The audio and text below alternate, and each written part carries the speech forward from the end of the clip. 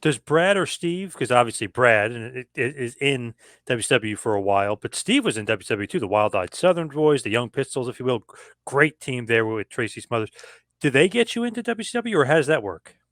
So for me, I had literally been in the business until I had exhausted all of my options. And uh, at that stage, I had two small kids and when I say small, I mean like 5 and 3, and no job. Smoky Mountain was done. Everything was done. And I called WCW and just Nick Patrick, one of the greatest referees ever in the business.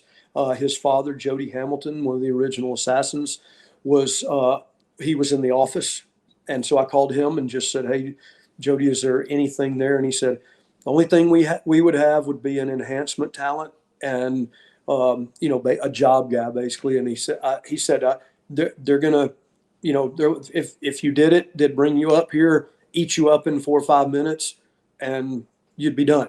And he said, "You don't want to do that." And I just told him, I said, "Joe, I got to be honest with you. I've got two small children, and they don't care if I win or lose. They just want to eat." And he said, "Well, I mean, I want you to think about this, but yeah, I'll definitely use you."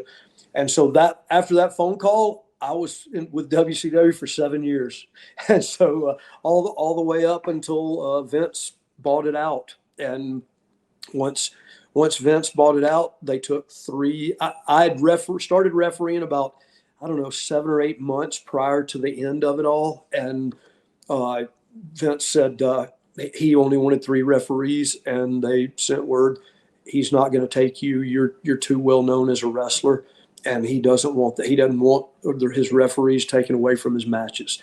And so, look, that's business. I understood it then. I understand it now, and so I didn't get the opportunity.